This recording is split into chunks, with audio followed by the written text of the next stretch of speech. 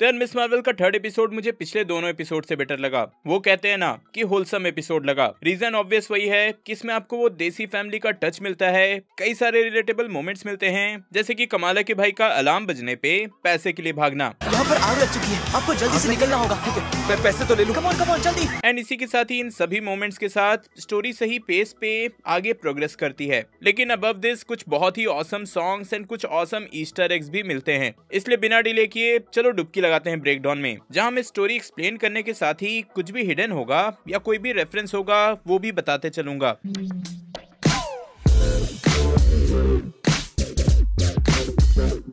तो episode start ही होता है 1942 से, जहां हम एक एंशिएंट केव टेंपल देखते हैं, जिसमें हमें कमाला की परनानी की थोड़ी सी ओरिजिन स्टोरी बताई जाती है। अब इस टेंपल में बहुत सारे हिडन डिटेल्स थे, इसलिए मैं यहाँ अच्छे से टाइम लूंगा। पहले तो हमें यहाँ एक डैगर दिखाया जाता है एंड इस सीरीज में हमें रेड डैगर नाम का एक कैरेक्टर भी दिखेगा, तो मैं श्योर हूँ कि ये वही डैगर होगा।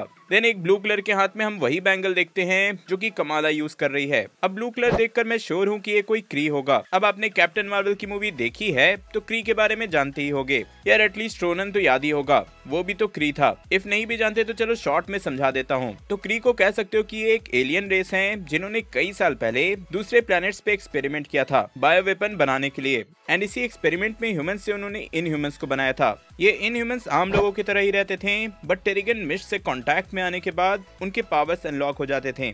अब इस सीरीज में यही सेम स्टोरी तो नहीं दिखाई गई, बट हाँ ये कंफर्म जरूर किया गया कि कमाला के पावर्स उस बैंगल से अनलॉक हुए हैं, मतलब सेम कॉन्सेप्ट का यूज जरूर किया गया है। तो हाँ, एक क्री को यहाँ दिखाकर उन्होंने कॉमिक के ओरिजिन से मिस मार्वल का एक अच्छा रेफरेंस दिया है। वैसे यहाँ ये डिटेल भी मेंशन किया गया कि इन टोटल ऐसे 2 बैंगल्स होने चाहिए थे, बट वहाँ बस एक ही मिला। वहाँ ये मेंशन किया गया कि ब्रिटिशर्स ने इस जगह को कई बार लूटा है, तो मे बी एक बैंगल उनके पास हो। And in real life also जो भी ब्रिटिश ने इंडिया से लूटा था उनमें से कई ब्रिटिश म्यूजियम में अभी भी हैं। और आपको पता ही होगा कि एमसीयू में ब्रिटिश म्यूजियम में कौन काम करता है, अपना Steven Grant. And even Eternals के एंडिंग में हमें डेन विटमैन को ब्रिटिश म्यूजियम में दिखाया गया था। भाई ऐसे ही छोटे मोटे डिटेल्स एंड कनेक्शन देखकर एमसीयू में मजा आता है। और देखो सिर्फ इतना ही नहीं, यहीं पर इस वाले टॉप व्यू पे आप 10 रिंग्स का सिंबल भी देख सकते हो, जैसा आपने रिसेंटली शांग-ची में देखा होगा। तो क्या पता इन बैंगल्स का 10 रिंग से कोई कनेक्शन हो, या फिर कभी इन बैंगल्स का यूज वेनवो ने भी किया हो। खैर इस पूरे सीक्वेंस में नजमा एंड आयशा अलग अलग हो जाती हैं बैंगल को प्रोटेक्ट करने के लिए,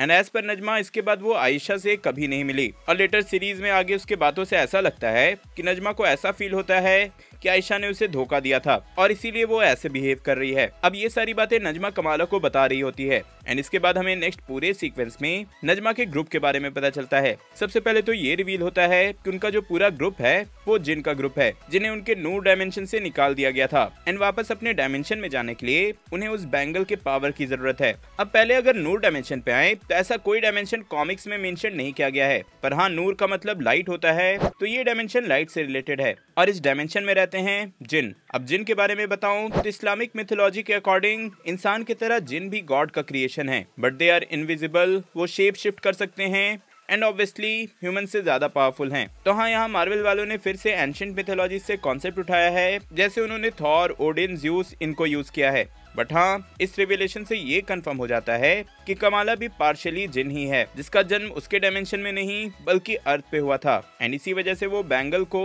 फुल पोटेंशियल में यूज कर सकती है एंड नजमा एंड उसके फैमिली को उनके डायमेंशन में वापस भेज सकती है। यहाँ उसके अंदर के नूर को भी मेंशन किया गया, मतलब उसके अंदर के लाइट को भी, एंड यही बात लास्ट एपिसोड में ब्रूनो ने भी बोला था कि उसके पावर का सोर्स उसके बॉडी के अंदर ही है। और हाँ, यहाँ पे एक और डिटेल, नजमा ने यहाँ ये भी मेंशन किया था कि उनके डायमेंशन में उन्हें क्लैंडेस्टीन बोला जाता था, एंड कॉमिक बुक्स में ये एक ग्रुप है, ये एक सुपर हीरो फैमिली का ग्रुप है जिसको की पावर्स एक जिन ने दिए थे। तो हाँ, यहाँ भी उसी से इंस्पिरेशन लिया गया है। चलो अब आगे बढ़ते हैं। स्टार्टिंग के सीन में मैंने बहुत ज्यादा टाइम ले लिया है, लेकिन मैक्सिमम डिटेल्स यही थे। इसके बाद मोस्टली मैं स्टोरी ही एक्सप्लेन करूंगा। तो ये सब होने के बाद कमाला ब्रूनो को मिलने जाती है एंड उसको ये सब बताती है, और इसके बाद पूछती है कि क्या वो इसमें उसकी हेल्प करेगा और क्या उसे इंटरडायमेंशनल ट्रैवल के बारे में कुछ पता है। यहीं पे ब्रूनो एरिक सेल्वेज को मेंशन करता है। मैं श्योर हूँ कि आप जानते ही होंगे कि वो कौन है। हमने हमने डॉक्टर एरिक सेल्वेज को Thor the dark world, Avengers end Avengers as of Ultron में देखा है एंड इन्होंने इंटरडायमेंशनल ट्रैवल पे बहुत ज्यादा रिसर्च किया है यार। अगर आपको याद हो तो इन्होंने स्पेस स्टोन के हेल्प से एक पोर्टल भी ओपन किया था।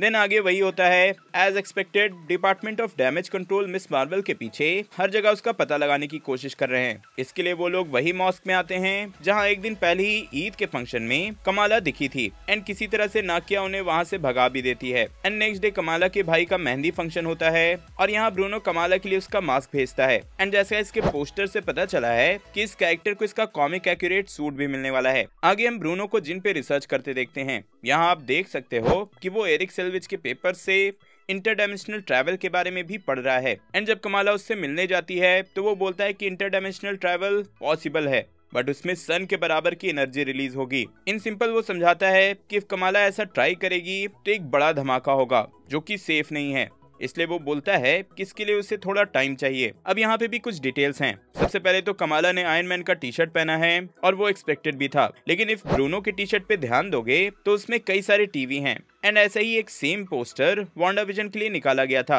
और हाँ उसके टी शर्ट के टीवी के ऊपर मून से लिया हुआ अर्थ का फोटो है। एक और इंटरेस्टिंग डिटेल ये कि ब्रूनो मेंशन करता है कि उसका कैल्टेक यूनिवर्सिटी में एडमिशन हो गया है एंड जल्दी वो वहां जाएगा। एंड कॉमिक्स में कैल्टेक यूनिवर्सिटी से बिल फॉस्टर ने पीएचडी किया था, रीड रिचर्ड्स भी वहां पढ़ चुका है एंड अपने ब्रूस बैनर ने यहीं से न्यूक्लियर फिजिक्स में डॉक्टरेट किया था। तो हाँ MIT के बाद फाइनली दूसरा यूनिवर्सिटी है जो कि MCU में मेंशन किया गया। खैर इसके बाद कमाला कामरान को बता देती है कि वो हेल्प करना चाहती है बट उसे थोड़ा टाइम चाहिए, जिसपे कामरान उसे बोलता भी है कि कोई बात नहीं, वो अपने भाई के शादी पे फोकस करे। एंड हमें फाइनली एक देसी शादी का सीन मिलता है विथ बहुत सारे सॉन्ग्स। अब देखो इनमें से मोस्ट ऑफ द सॉन्ग्स आपने सुना ही होगा, लेकिन फिर भी आप स्क्रीन पे देख सकते हो कि कौन कौन सा सॉन्ग इस एपिसोड में यूज किया गया है। मन करे तो सर्च करके फिर से सुन लेना। यहीं पे फनी वे में हमें एक बैंड दिखाया जाता है ब्रॉन जोवी, जो कि ऑब्वियसली रेफरेंस है सिंगर बॉन जोवी का। यार हमारे यहाँ तो चंदू बैंड ही आते हैं। अब यहाँ पूरी शादी का माहौल रहता है कि कामरान वहाँ आकर कमाला को बताता है कि उसकी माँ सारे लोगों के साथ वहाँ आ रही है एंड वापस अपने डायमेंशन में जाने के लिए वो कुछ भी कर सकती है। देन इसके बाद हमें एक पूरा चेज और फाइट सीक्वेंस दिखाया जाता है और आप कह सकते हो कि इस सीक्वेंस में कमाला अपने पावर्स को फर्स्ट टाइम अच्छे से एक्सपीरियंस कर रही थी। एक तरह से वो रेडी नहीं है, अपने लर्निंग फेज में है। इस सब लड़ाई में कामरान एंड ब्रूनो दोनों ही घायल हो जाते हैं और यहीं पे कमाला एंड नजमा दोनों को ही वो ट्रेन वाला विजन दिखता है पार्टीशन के टाइम का, जो कि ऑब्वियसली वही स्टोरी है जो हमें सेकंड एपिसोड में बताया गया था। तो हाँ उसकी परनानी आयशा का सस्पेंस शायद अब नेक्स्ट एपिसोड में क्लियर हो। इसके बाद डैमेज कंट्रोल वहाँ आकर सब कुछ रोक देते हैं और उसी के साथ नजमा, कामरान एंड उनके सभी लोगों को पकड़ लेते हैं। कमाला वहाँ कैसे भी ब्रूनो को लेकर भाग ही रही होती है कि उसको पावर्स का यूज करते हुए नाकिया भी उसे देख लेती है। इसके बाद जल्दी जल्दी में कमाला घर चली जाती है एंड ऑब्वियसली जैसा एक्सपेक्टेड था वैसा ही होता है, लेकिन एंडिंग में उसकी नानी बोलती है कि उसे भी वही ट्रेन दिखा है जो कि कमाला ने देखा एंड इसीलिए वो सब कराची आ जाए एंड यहीं पे ये एपिसोड एंड होता है। पर्सनली मुझे ये एपिसोड इसलिए अच्छा लगा क्योंकि इसमें प्रॉपरली सारे इमोशंस दिखाए गए हैं। कुछ ऐसे मोमेंट्स भी थे जो कि यहाँ एक्सप्लेन करना मुश्किल है, आप बस देखकर ही फील कर सकते हो। बाकी स्टार्टिंग के 10 मिनट में ही सबसे ज्यादा ईस्टर एग एंड रेफरेंसेस थे, जिससे अपने आप ही इंटरेस्ट बन गया। तो हाँ लेट्स सी नेक्स्ट एपिसोड कैसा होता है। होप सो कि आपको मेरा ब्रेकडाउन पसंद आया होगा। इफ हाँ तो वीडियो लाइक करना, शेयर करना एंड ऐसी ऑसम कंटेंट के लिए चैनल को सब्सक्राइब करना। पिछले एपिसोड का ब्रेकडाउन देखने के लिए ऊपर वाली वीडियो देखें एंड कुछ रैंडम देखने के लिए नीचे वाली। मैं जल्दी और नई वीडियो लेकर आऊंगा। टिल देन बी देसी बी नर्ड।